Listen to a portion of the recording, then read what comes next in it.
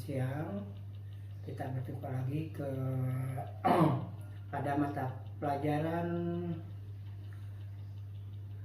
teknologi farmasi sediaan solid. Sekarang kita akan membahas evaluasi mutu tablet.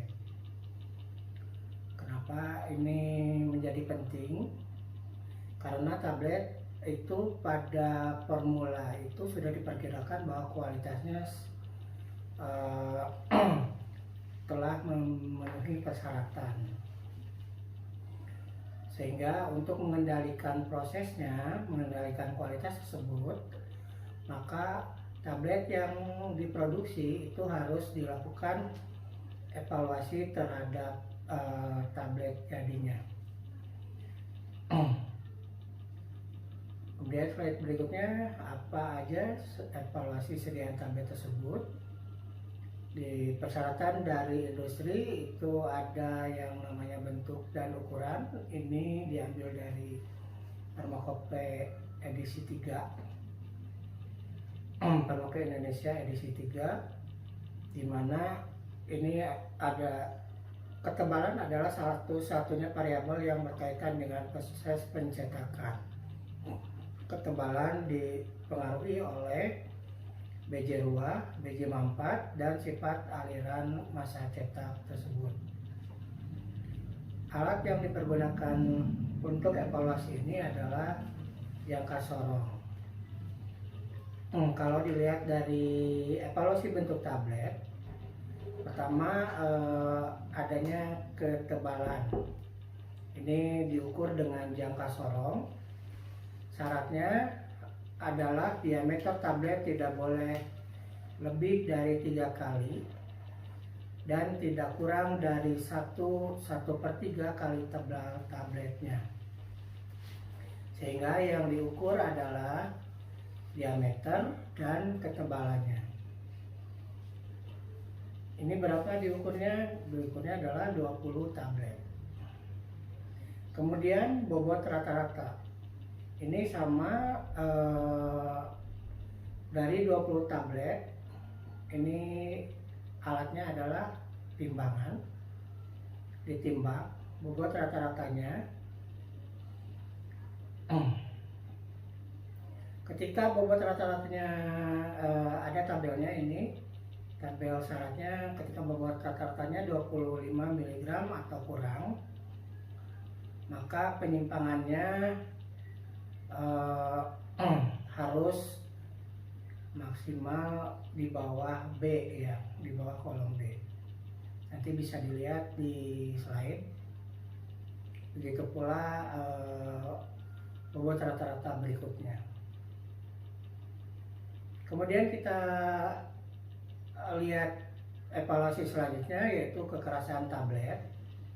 Tujuannya adalah menjamin ketahanan tablet terhadap gaya mekanik pada proses pengamatan dan penghantaran. Prosedurnya 20 tablet diambil secara acak, kemudian ukuran kekerasan masing-masing tablet bisa dengan alat kekerasan tablet yang satu-satu atau memakai mesin. Catat skala yang terukur, kemudian kekerasan tablet adalah harga rata-rata ke-20 tablet tersebut. Variasi kekerasan bisa dilihat dari simpangan deviasinya.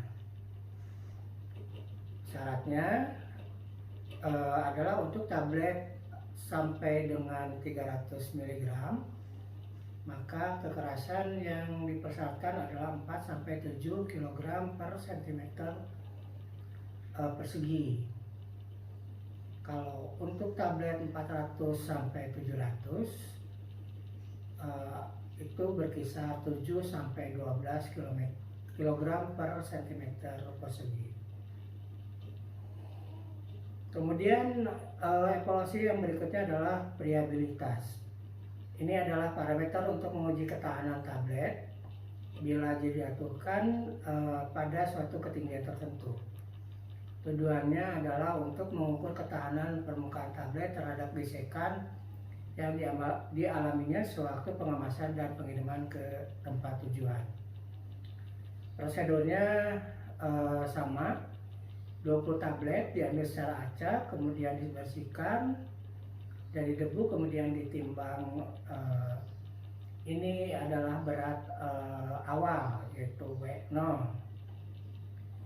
Kemudian masukkan dan uji, biasanya 100 kali putaran. Kemudian setelah selesai dibersihkan tabletnya dan ditimbang. Ini berat akhir atau WT. Kemudian dihitung persentase friabilitas tabletnya berdasarkan rumus persentase friabilitas, itu berat awal dikurangi berat akhir dibagi berat awal kali 100%. Ini adalah gambar friabilitas testernya. Syaratnya ini pada umumnya persentase friabilitas yang dapat diterima adalah kurang dari 1%. Pada proses pengukuran, alat diputar dengan kecepatan 25 per rpm pada waktu yang digunakan 4 menit. Jadi totalnya adalah 100 putaran. Hal yang diperhatikan pada pengujian friabilitas, jika dalam proses pengukuran friabilitas ada tablet yang pecah atau terbelah, maka tablet tersebut tidak diikut sertakan dalam perhitungan. Dan jika hasil pengukurannya meragukan, artinya bobot yang hilang karena gesekannya itu terlalu besar, maka pengujian harus diulang sebanyak 2 kali. Selanjutnya ditentukan nilai rata-rata dari ketiga uji yang telah ditentukan. Jadi ketika 1 kali dianggap gagal, kemudian diulang 2 kali lagi, jadi triplo, kemudian dirata-ratakan semuanya. Kemudian pengujian yang berikutnya adalah fleksibilitas. Adalah parameter untuk menguji ketahanan tablet jika tablet mengalami gesekan antar sesama tablet. Prosedurnya 20 tablet diambil secara acak, kemudian ditimbang, dibersihkan dari debu, kemudian ditimbang. Ini adalah berat awal. Kemudian masukkan ke dalam alat uji, dilakukan 100 kali putaran, bersihkan tablet dan ditimbang. Ini berat akhir, dan hitung fleksibilitas tablet dengan rumus persentase fleksibilitas adalah berat awal dikurangi berat akhir dibagi berat awal kali 100%.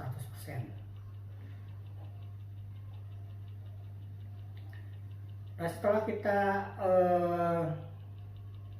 menguji fisik tablet, maka yang berikutnya harus dilakukan uji persyaratan resmi sediaan tablet. Tadi kan biasanya industri yang menetapkan persyaratan fisiknya, tetapi kalau persyaratan untuk kualitasnya, ini persyaratan resmi sediaan tablet ini ada di dalam Pharmacopoeia edisi 4 halaman 999 sampai 1000. Ini meliputi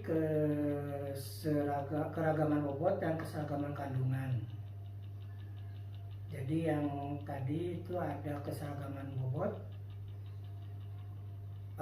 dan keseragaman kandungan. Persyaratan keragaman bobot ditetapkan untuk tablet yang mengandung zat aktif 50 mg atau lebih, atau 50%-nya atau lebih. Zat aktif tersebut merupakan bobot dari total tablet. Misalnya paracetamol 500 mg, bobot tabletnya 750, berarti kan itu lebih dari 50% ya. Prosedur penetapan keragaman sediaan. Ini dipilih tidak kurang dari 30 tablet. Kemudian dari 30 tablet tersebut ditimbang 10 tablet satu persatu, kemudian dihitung bobotnya rata-rata. Prosedur penetapan keseragaman sediaan ini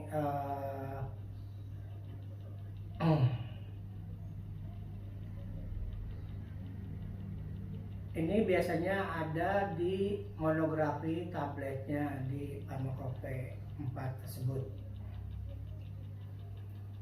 Kecuali dinyatakan lain, artinya mungkin saja ditetapkan oleh industri pembuatnya.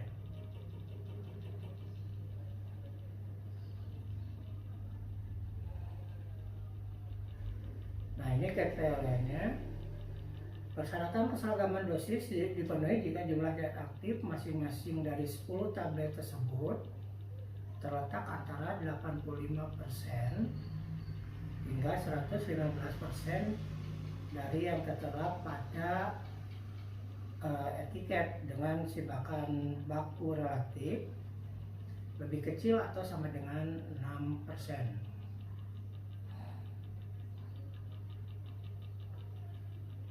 Simbangan baku relatif ini adalah simbangan baku dibagi rata-rata kali 100%.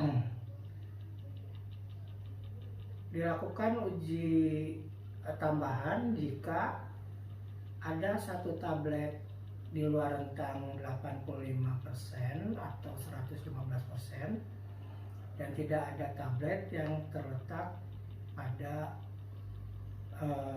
75% atau 125%.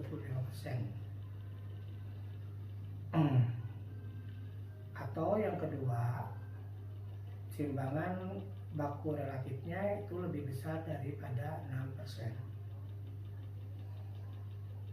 Persyaratan dipenuhi jika tidak lebih dari satu tablet dari 30 tablet itu ada di rentang 85% sampai 125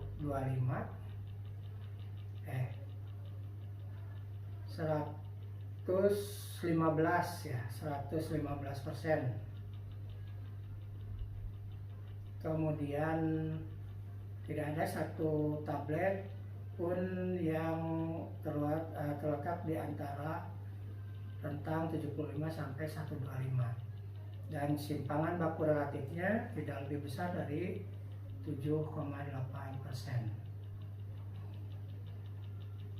Kemudian waktu hancur ini ada di Pharmacope Indonesia edisi 4 halaman 1086.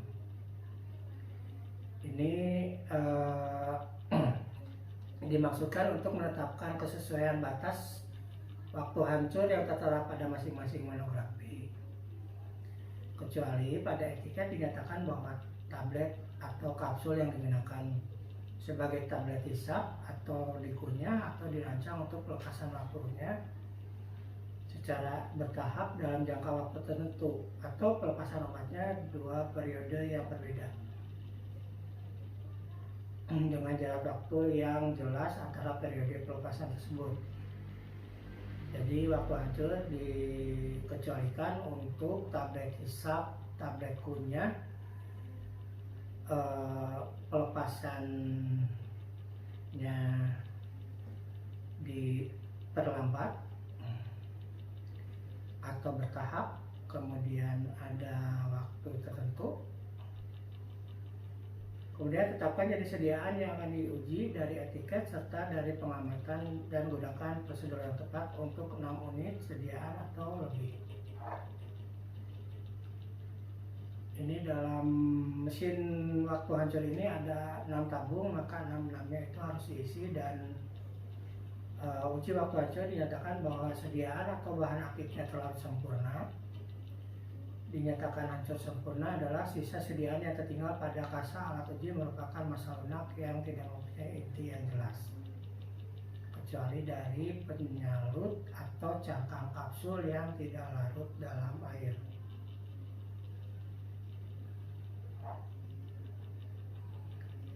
Ini ada beberapa prosedur untuk tablet bersalut bukan enterik, tablet salut enterik, tablet bukal, tablet sublingual, bisa dibaca masing-masing.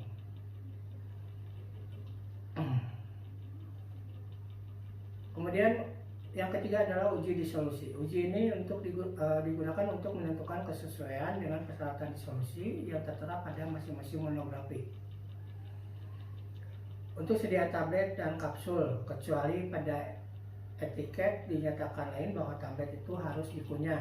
Jadi disolusi tidak berlaku kalau untuk tablet kunyah. Persyaratan disolusi juga tidak berlaku untuk kapsul gelatin lunak kecuali bila dinyatakan ada di dalam masing-masing monografi.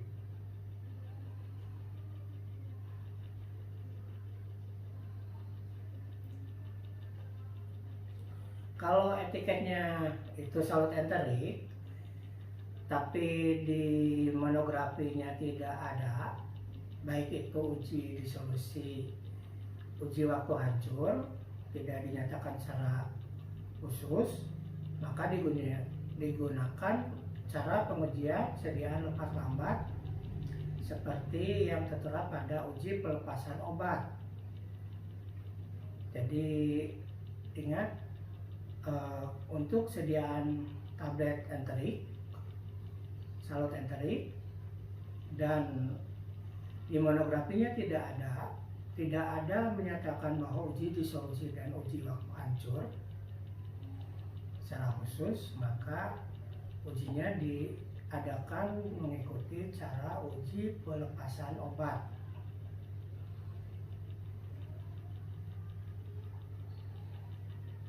Nah, ini salah satu saja, tidak usah semuanya.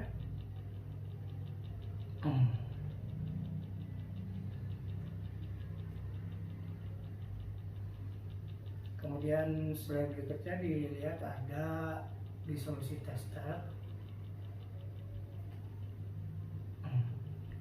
Nah, dari disolusi tester ini kan sebetulnya ada komponen lihat uji disolusinya, kemudian komponen untuk pengujian zat aktifnya.